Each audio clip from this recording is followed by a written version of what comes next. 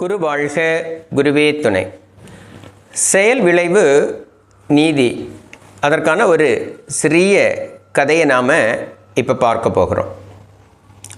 ஒரு ஊரில் ஒரு குயவன் மண்பாண்டங்களை செய்து அதை விற்று தன்னுடைய மனைவி, ஒரு பையன், தன்னுடைய தாய் இவர்களோடு வாழ்ந்து வந்தான். அந்த குடும்பம் மிகவும் இனிமையான குடும்பம். அவர்களுடைய தொழில் இந்த மண்பாண்டம் மட்டும்தான். ஆனால் இந்த குயவனுடைய மனைவிக்கு இந்த குயவனுடைய தாயை பிடிக்கிறதே இல்லை. எப்பொழுதும் இந்த தாயை கிட்ட சேர்க்காமலே பார்த்து கொண்டே இருந்தாங்க. இந்த நிகழ்வு முற்றி ஒரு நாள் அவங்கள அதிலிருந்து ஒரு 5 வீடு தள்ளி தனியாக ஒரு வீடு எடுத்து அமர்த்தக்கூடிய நிலைக்கு தள்ளப்பட்டாங்க. அவங்க ஒரு கையில் இந்த மண் தட்டும் கொடுத்து அனுப்பிவிட்டாங்க.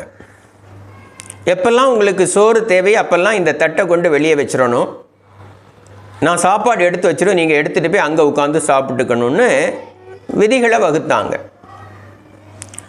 காலம் செல்ல செல்ல தன்னுடைய மகன் மண்பாண்டம் செய்யக்கூடிய வேலையை தொடங்கினான். தன் தந்தை இல்லாத நேரத்தில் எல்லாம் இந்த மண்பாண்டங்களை அவன் செய்ய ஆரம்பித்தான்.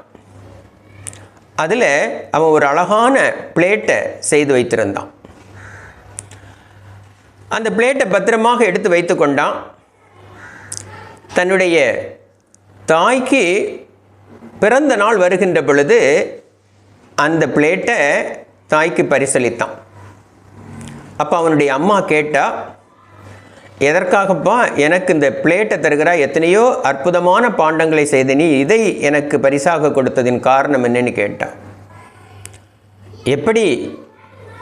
இப்பொழுது பாட்டி நீ வந்து சாப்பாடு வாங்கிக்கிறாங்களோ அதுபோல என்னுடைய திருமணத்திற்கு பிறகு நீயும் இதுபோல் வாங்க வேண்டியது வந்தால் இது உனக்கு உபயோகமாக இருக்கும் என்பதற்காக இதை நான் உனக்கு பரிசளித்தேன்னு சொன்னான். ஆக அவரவர் செய்த வினைகள் அவரவர்களுக்கு காலத்தால் திரும்ப வரும் என்பதை உணர்ந்து கொண்டு வாழணுங்கிறது தான் செயல் விளைவு நீதியினுடைய தத்துவம். வாழ்க வளமுடன்.